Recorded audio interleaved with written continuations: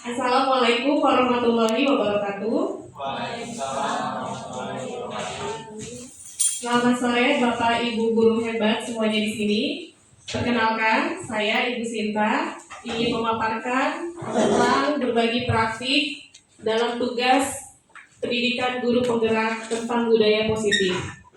Di sini kita hanya berbagi praktik saja, share apa yang sudah saya pelajari saat CGP akan saya paparkan di sini sehingga nanti kita mungkin ada umpan balik. Jadi temanya tentang budaya positif.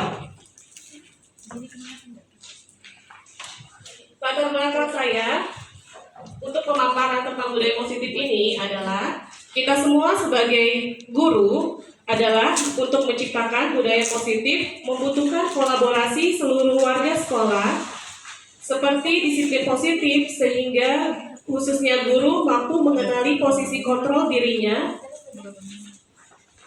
memakai langkah segitiga restitusi dalam penyelesaian masalah siswa, memahami kebutuhan dasar siswa, sampai pada pembuatan keyakinan kelas atau kesepakatan antara guru dan siswa di dalam pembelajaran di kelas.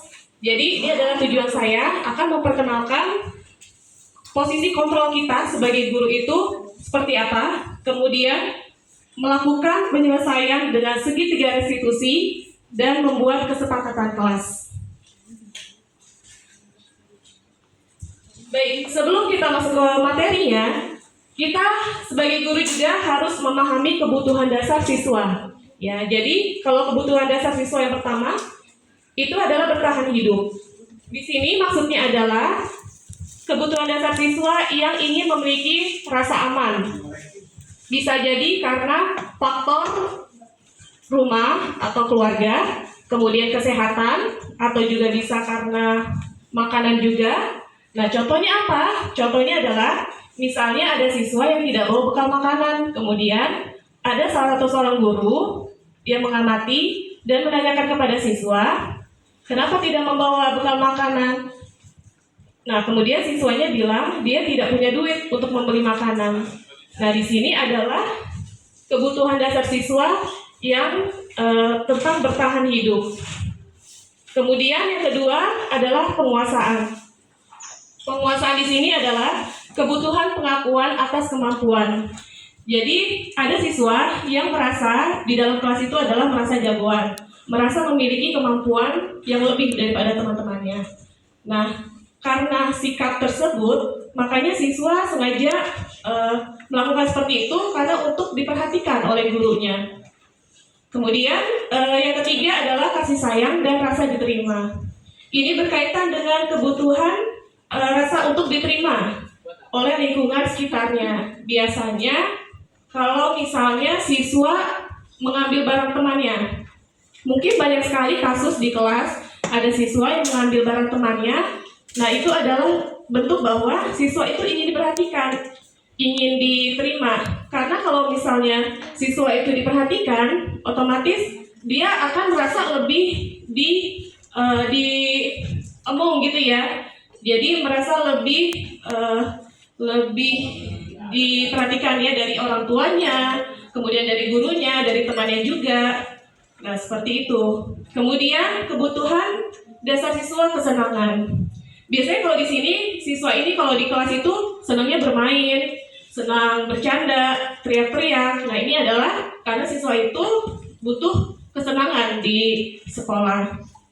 Kemudian kebebasan di sini adalah kebutuhan akan pilihan. Biasanya kalau siswa ini dia tidak diem ya, dia biasanya selalu aktif nih di dalam kelas, suka bergerak, kemudian mencoba hal-hal yang baru yang mungkin bisa menantang. Nah, itu adalah beberapa kebutuhan dasar yang ada pada siswa.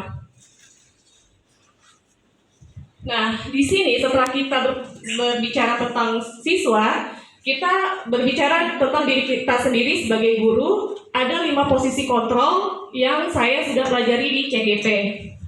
Yang pertama adalah guru itu sebagai penghukum. Jadi guru itu kebanyakan ingin memberikan hukuman kepada siswa agar siswanya itu dapat jerak ya, jadi tidak mengulangi kesalahannya lagi. Nah, biasanya posisi hukum di sini siswa ada yang merasa dendam, ada yang merasa marah. Di situ adalah efek dari kita sebagai penghukum. Yang kedua adalah pemberi rasa bersalah. Biasanya kita berbicara pada siswa tentang misalnya saya sudah berbuat seperti ini, sudah berkali-kali saya lakukan seperti ini, tapi kok kamu tidak nurut juga. Nah, itu adalah contoh dari bahwa guru itu sebagai pembuat rasa bersalah. Kemudian posisi guru sebagai teman. Jadi di sini teman itu kita sebagai guru bersama dengan siswa ini sebagai teman sebaya. Jadi kita berusaha untuk hadir ketika si siswanya ini butuh penyelesaian masalah. Kemudian kita guru sebagai pemantau di sini adalah guru ini melihat karakter siswa, kemudian pada saat melihat karakter siswa dia akan membuat laporan kepada guru-guru yang lainnya juga, dan juga nanti akan dievaluasi. Kemudian yang terakhir posisi kontrol sebagai manajer. Nah, posisi kontrol sebagai manajer adalah posisi yang sangat baik kita sebagai guru. Di situ kita memberikan ruang kepada siswa untuk terlibat aktif, untuk berpartisipasi dalam semua kegiatan yang ada di sekolah. Dan sebaiknya siswa itu ya selalu menyelesaikan masalah dan juga didampingi oleh gurunya. Jadi kalau posisi kontrol ini adalah yang saya rasakan yang merupakan sebuah kayak tantangan ya buat kita, bahwa kita ini sebagai posisi yang mana di antara kelima posisi ini. Jadi yang baik adalah kita sebagai pemantau dan juga manajer gitu. Kalau teman, biasanya kalau teman itu karena kita merasa udah dekat sama murid, akhirnya nanti tidak ada batasan ya antara guru dan murid. Tapi kalau jadi manajer, kita bantu murid untuk menyelesaikan masalah bersama. Nah, setelah itu kita ada pembahasan tentang langkah segitiga restitusi. Nah, yang namanya langkah pasti itu bertahap. Yang pertama adalah menstabilkan identitas. Jadi kita sebaiknya guru, kalau ada melihat siswa yang bermasalah, lebih baik kita stabilkan dulu. Ya, jadi tidak boleh langsung menjudge bahwa dia salah. Kita tanyakan dulu. Kalau misalnya semua manusia itu memang pernah merasakan atau melakukan kesalahan, dan itu hal yang wajar. Nah, itu adalah contoh dari menstabilkan identitas. Jadi kita mulai membuka bahwa siswa itu terbuka dulu nih dengan kita, dengan menstabilkan identitas. Yang kedua, memvalidasi kesalahan. Setelah kita menstabilkan suasana, kita akan memvalidasi kesalahan itu adalah kenapa kamu melakukan kesalahan seperti itu dan apa alasannya ya. Jadi kita sudah mulai mengorek apa yang terjadi, sikap apa yang salah pada siswa. Setelah itu kita menanyakan keyakinan kelas. Keyakinan kelas ini berhubungan dengan kesepakatan kelas. Jadi kalau ada permasalahan dalam siswa, tadi sudah kita stabilkan, kemudian sudah kita tanya alasan kesalahannya, kemudian kita kembali kepada kesepakatan kelas. Dan di sini kesepakatan kelas sangat berperan penting dalam pembelajaran ya, dalam proses pembentukan karakter. Baik, di sini akan ada video, di mana video ini adalah tentang segitiga restitusi yang saya ambil dari permasalahan siswa. Dan saya mulai untuk mencoba memahami kasus yang terjadi pada siswa. Ini kebetulan siswanya adalah kelas 10 TP1.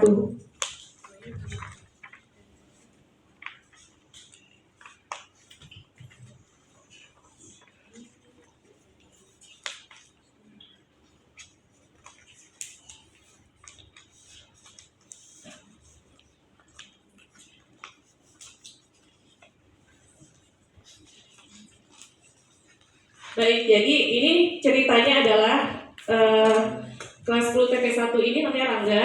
Dia telah melakukan kesalahan yaitu kabur di jam pelajaran. Pada saat itu diamankan oleh satpam. Kemudian setelah itu sudah dibina oleh walasnya, Pak Anis. Kemudian saya mencoba untuk mengkomunikasikan dengan Rangga ini untuk memakai langkah segitiga restitusi, dan ternyata memang sangat banyak yang disampaikan oleh Rangga itu sendiri tentang kesalahannya. Dan setelah itu saya membuat kesepakatan kepada Rangga bahwa Rangga dan teman-temannya harus membuat keyakinan di kelasnya.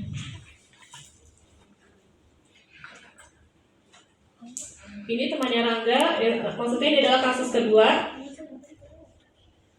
Baik, untuk selanjutnya kesepakatan kelas.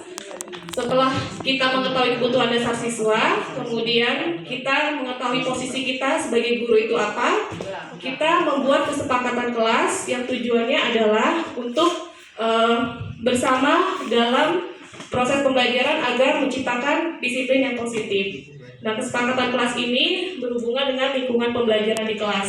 Jadi, untuk kesepakatan kelas, biasanya kita lakukan itu pada saat awal pembelajaran ataupun di setiap semester. Itu perlu dilakukan kesepakatan kelas. Nah, ini adalah contoh dari aksi nyata saya dalam membuat kesepakatan kelas bersama siswa yang saya kemarin dalam pembelajaran yang saya pertama kali akan memberikan kepada siswa keinginan siswa itu seperti apa dalam pembelajaran nanti di kelas. Kemudian nanti siswa akan menempel keinginan siswa tersebut apa. Setelah itu saya merangkum dari keinginan siswa tadi untuk dijadikan sebagai kesepakatan di kelas. Setelah itu baru kesepakatan kelas yang ada dicetak oleh siswa, kemudian ditempelkan di kelas dan adanya tanda tangan oleh masing-masing setiap kelas, masing-masing siswa. Nah, seperti itu untuk kesepakatan kelas.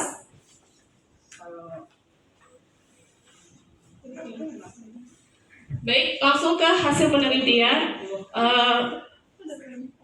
Baik, untuk kesimpulannya adalah, jadi kalau mungkin Bapak Ibu guru tahu ini gambar apa, gambar siapa? Ya, betul sekali, Ki Hajar Dewantara.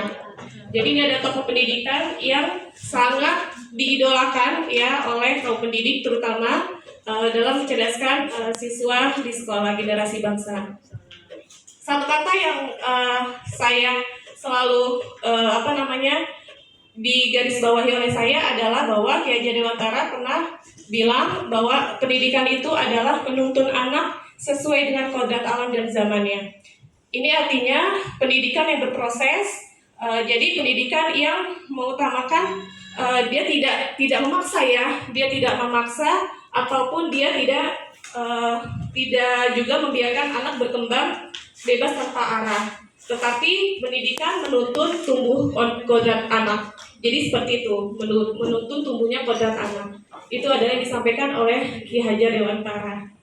Nah, kaitannya dengan budaya positif ini, kita dapat menuntun anak dalam menciptakan lingkungan yang positif di sekolah. Seperti itu. Baik, terima kasih atas waktunya. Saya sangat sekali mengharapkan umpan balik jika memang ada dari guru-guru yang mau berpendapat. Terima kasih. Siapa yang mau berpendapat mungkin? Ya, Bu Sri Ayuni, silakan. Terima kasih Bu Sinta atas waktunya. Dari paparan yang sudah disampaikan tentang kesepakatan kelas, kemudian kesepakatan terutama terhadap penanganan siswa ya, tadi luar biasa dari farmasi nanganin PP ya. Jadi siapapun sebenarnya ke jurusan apapun, nah, Di sini saya menanyakan, kalau tadi kan kesepakatan yang baik-baik ya. Nah, sekarang dan itu kesepakatan harus dijalankan. Nah, bagaimana dari siswa yang sudah ditangani tadi, ya sudah sepakat, terus kemudian mungkin sudah menyadari kesalahannya. Nah, bagaimana kalau siswa itu dari kesepakatan yang sudah disepakati, sudah ditetapkan, nah, melanggar, solusinya bagaimana? Penanganannya seperti apa? Dan sudah diperingatkan lagi, tapi tetap melanggar lagi. Makasih. Ya, terima kasih Bu Sri Ahyuni. Itu dia memang tantangan kita sebagai guru, dan saya pun di sini bukan berarti saya ini bisa, tapi kita semua mampu berkolaborasi untuk semuanya ya, untuk siswa kita terutama yang masih melakukan kesalahan. Mungkin itu perlu dibina terlalu dalam lagi. Kita juga harus mengetahui tadi sebagai kebutuhan dasar siswa itu, kenapa dia seperti itu mengulang lagi. Dan tentunya kita juga harus berkolaborasi kepada orang tua siswa. Jadi nggak cuma hanya di sekolah saja, di rumah pun juga mendapatkan pemantauan yang berarti. Nah, mungkin kita nanti berkolaborasi dengan guru untuk supaya memantau siswa tersebut di dalam menjalankan kegiatan positif di sekolah. Seperti itu, Bu.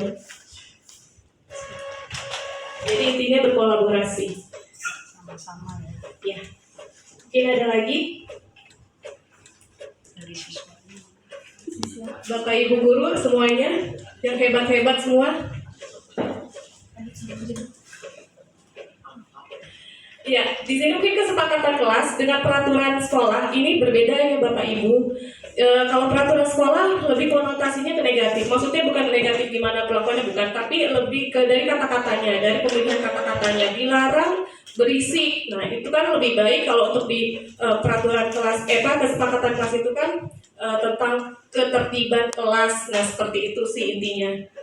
Jadi kalau kesepakatan kelas ini adalah hasil kesepakatan antara siswa dan gurunya, atau guru pengampunnya, atau wali kelasnya di dalam memulai proses pembelajaran. Gitu.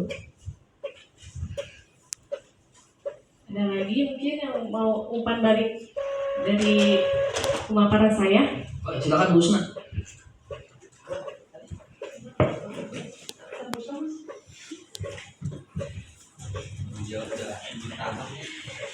Baik, terima kasih Bu Sinta atas waktunya. Jadi gini, siswa itu kan bermacam-macam ya. Ada yang masalahnya bisa diselesaikan dengan cara restitusi. Ada yang siswa udah restitusi tapi nggak bisa, jadi tetap dengan hukuman gitu. Baru dia mempan. Bagaimana menurut Bu Sinta? Gitu. Terima kasih. Assalamualaikum warahmatullahi wabarakatuh. Iya, terima kasih Bu Husna. Jadi saya pun pertama kali sedikit ini ya berbagi ya Bapak Ibu. Jadi pengalaman saya pertama kali memasuki dunia pendidikan, mengajar siswa-siswi, itu saya masih masih idealis gitu ya. Maksudnya apa-apa kalau misalkan nggak tahu dihukum. Tapi pas saya lihat juga tidak ada jalan keluarnya gitu loh. Jadi kalau menurut saya sih sebaiknya kita melakukan pendekatan dulu kepada siswa. Ada apa alasannya dengan langkah segitiga restitusi tadi? Nah, ketika kita sudah memahami siswa tersebut, kita buatlah kesepakatan kelas tadi. Ya, nantinya akan menjadikan suatu referensi yang kita lakukan bersama gitu. Jadi nggak cuma sehari 2 hari aja kita memantau siswa, tapi berkelanjutan. Iya, betul. Seperti itu. Terima kasih. Ya. Ya, siapa lagi lanjut yang mau bertanya? Mungkin Bang Adul Herianti. Pak Adit, Bunia, Jadi, Bunia, Pak Ute, Dewi. Buat. Oh iya. Yang bertanya nanti dapat hadiah. Ya, Assalamualaikum warahmatullahi wabarakatuh. Waalaikumsalam. Ya, sebelumnya terima kasih Bu Sinta, pemaparannya sangat bagus dan memberitahu kita semuanya bahwa pentingnya tadi ya harus tahu dulu bagaimana apa didekati gitu lah ya anaknya ya buat Bu Sinta ya. Ya, pertanyaan dari saya tadi terkait dengan keyakinan kelas, batasannya sampai mana ya Bu? Antara tadi kan peraturan sekolah dengan keyakinan kelas itu beda. Sudah cukup, terima kasih. Ya baik, terima kasih Bu Aat. Jadi memang bedanya itu kalau di peraturan sekolah itu semuanya ya global. Tapi kalau di kesepakatan kelas itu hanya ada di kelas pada saat pembelajaran aja. Itu ya. Jadi kalau poinnya yang tadi bisa ketertiban gitu ya. Boleh kasih tahu apalagi misal? Oh gitu. Jadi gini, pertama kali kita mau kesepakatan kelas itu kita kan menanyakan kepada siswa nih. Kira-kira siswa itu anak-anak inginnya apa dalam pembelajaran kita gitu kan. Jadi bebas, kita membebaskan siswa untuk berpendapat. Di situ ada yang misalnya kelasnya pengen bersih gitu. Nanti di kesepakatan kelasnya kita tulis kebersihan kelas. Nanti tiap siswa lagi ada yang berpendapat beda, misalnya tidak ada yang mengganggu di pelajaran misalnya, itu adalah berkaitan dengan ketertiban seperti itu. Jadi kita rangkum dari keinginan siswa. Ya cukup, terima kasih. Terima kasih. Ya baik. Baik, makasih Bu Aat. Saya mau nambahin sedikit apa yang Bu Aat dan Bu sudah sampaikan di ladang Bunda. Saya ucapkan selamat buat Bu Sinta karena sudah melaksanakan pelatihan calon guru penggerak. Mudah-mudahan bisa diterapkan di sekolah ini, sehingga nanti di sekolah ini siswa-siswa itu terbentuk dari dirinya, bukan dari peraturan sekolahnya. Tetapi dalam hal ini cukup menarik antara segitiga restitusi dengan keyakinan kelas yang tadi Ibu Sinta paparkan, bahwa dimanapun ya lembaga apapun, baik lembaga pendidikan, lembaga kesehatan ataupun nanti kita ada di lembaga lain ya, itu pasti mereka punya yang namanya peraturan lembaga masing-masing. Tentu itu merupakan hak dari si pemilik lembaga. Nah, lalu bagaimana jika nanti ada benturan antara peraturan yang sudah ditetapkan di awal oleh pihak sekolah dengan kesepakatan kelas yang ada? Contoh misalnya seorang guru ingin anaknya itu belajar nyaman, sehingga silakan kalian belajar boleh sambil minum misalnya, atau boleh makan permen misalnya, seperti itu, karena tujuannya buat si siswa nyaman belajar supaya belajarnya nyangkut. Itu terjadi kesepakatan kelas, mungkin itu tidak melanggar di kelas itu, tetapi pada akhirnya ternyata ada peraturan sekolah yang memang sudah disepakati di awal, itu bahwa dalam kelas tidak boleh makan minum. Apabila ada benturan antara keinginan siswa yang akan dijadikan sebuah keyakinan kelas dengan peraturan yang terjadi pada sekolah, mana yang harus kita bela? Apakah keinginan siswa di kelas tersebut atau tetap menegakkan peraturan yang sudah ada? Mungkin itu sih pertanyaannya, silakan Bu. Terima kasih Pak Komar. Jadi kita sebagai guru juga selain memberikan kebebasan kepada siswa, tentunya kita memberikan arahan, bukan berarti semua kebebasan itu tanpa arah yang tadi saya bilang. Jadi kita memberikan kebebasan yang memang sesuai dengan koridornya. Jadi kita sebelum membuat kesepakatan kelas, kita masih memberikan informasi kepada siswa bahwa kesepakatan kelas ini adalah kesepakatan yang dilakukan dalam hal positif gitu. Jadi kalau untuk masalah misalnya makan di jam pelajaran, itu yang pasti kan mengganggu temannya juga, dan itu akan berakibat pada pelanggaran dari kesepakatan kelas itu sendiri. Jadi seperti itu. Bisa dipahami nggak Pak? Iya baik, terima kasih. Berarti intinya bahwa kesepakatan kelas yang akan digulirkan atau disepakati itu tidak boleh melanggar peraturan inti dari suatu lembaga ya. Oke, yaudah. Terima kasih Bu. Ya, terima kasih. Baik, sepertinya sudah cukup pemaparan dari saya. Terima kasih atas waktu dan kesempatannya. Semoga Bapak Ibu guru semua di sini semakin hebat dalam menciptakan generasi bangsa yang kompeten, ya, dan berkarakter baik. Itu saja. Terima kasih. Assalamualaikum warahmatullahi wabarakatuh.